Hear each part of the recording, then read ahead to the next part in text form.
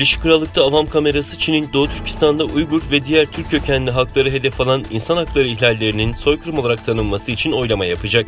Çin yönetiminin İngiliz siyasetçilere yönelik yaptırım kararının ardından Birleşik Krallık parlamentosunda karara misilleme için hazırlık yapılıyor.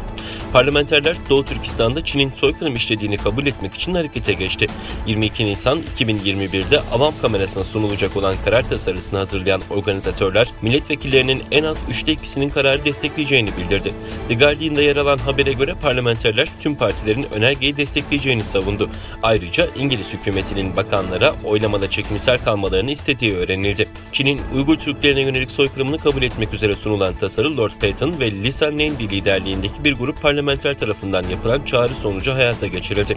Başbakan Boris Johnson'ı Hong Kong yetkililerine sınırlı yaptırımlar getirmesi için çağrı yapan parlamenterler, tasarı metninde Doğu Türkistan'da yaşanan insan hakları ihlallerine ilişkin kanıtlar sundu.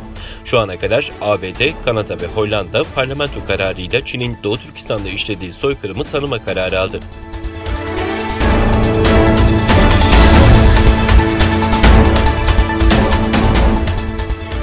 Doğu Türkistan'da Çin'in uzun bir süredir hapiste tuttuğu Uygur akademisyen Yalkun Rozi için Doğu Türkistan İnsan Hakları İzleme Derneği tarafından İstanbul'da farkındalık projesi gerçekleştirildi.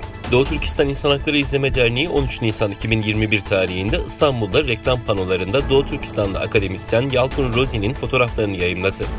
İstanbul'daki farkındalık etkinliği kapsamında büyük reklam panolarında Uygur akademisyenin fotoğrafları yayınlandı ve suçsuz bir şekilde Çin yönetimi tarafından toplama kamplarına alındığı vurgulandı. İstanbul'un birkaç noktasında yer alan reklam etkinliğine ilişkin Doğu Türkistan İnsan Hakları İzleme Derneği'nden yapılan açıklamada, Doğu Türkistan İnsan Hakları İzleme Derneği olarak Çinli makamları ikaz ediyoruz. Yalkun Rozi acil serbest bırakılsın. Bu konuda tüm hukuki hazırlıkları yaptık. Yalkun Rozi'ye yönelik kurulan düzmece mahkeme ve buna ilişkin tüm sorumlulara karşı dava açacağız denildi.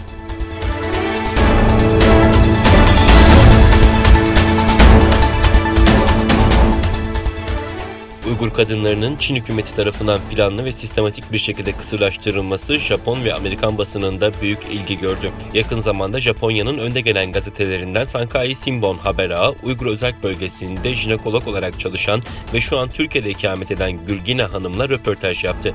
Gülgine Hanım, Urumçi'de çalıştığı hastanede kısırlık ameliyatına doğrudan dahil olduğunu söyleyerek bazen hastanede günde 80 kısırlık ameliyatı geçirdiğini sözlerine ekledi. Gülgine Hanım ayrıca Çin'in 1980'lerden beri Uygur kadınların kısırlaştırma politikası izlemesine rağmen 2014'ten bu yana görülmemiş bir şekilde arttığını söyledi.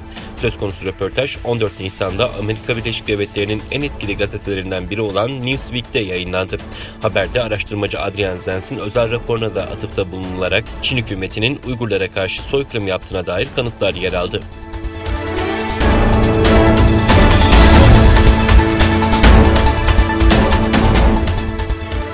ABD Federal Soruşturma Bürosu Direktörü Christopher Wray, FBI'nin her 10 saatte bir Çin hükümetiyle ilişkili yeni bir soruşturma başlattığını bildirdi.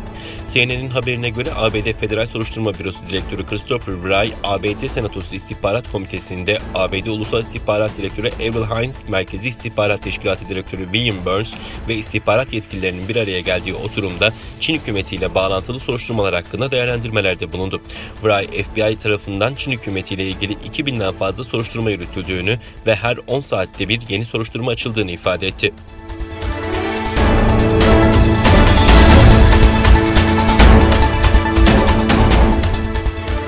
Çin'in Hong Kong'daki irtibat bürosu direktörü Hong Kong'u piyon gibi kullanmaya çalışan tüm dış güçlere gerekli dersin verileceğini söyledi. Açıklama İngiltere'deki milletvekillerinin Çinli yetkililere yaptığım çağrısından sonra geldi. Halkın Günlüğü gazetesinin haberine göre Hong Kong'da düzenlenen Ulusal Güvenlik Eğitimi Günü programının açılışında konuşan irtibat bürosu direktörü Lu Huning, ulusal güvenliğe ve Hong Kong'un refah ve istikrarına zarar veren tüm eylemlere yönelik zamanı geldiğinde harekete geçildiğinde sonuca ulaşılması gerektiğini vurguladı. Eski Hong Kong valisi Chris Paton liderliğindeki 103 çok partili parlamento üyesi Başbakan Johnson'a İngiliz hükümetinden Çin Komünist Partisi yetkililerine Hong Kong ve Uygur konularına yaptırım uygulanmasını talep eden bir mektup göndermişti.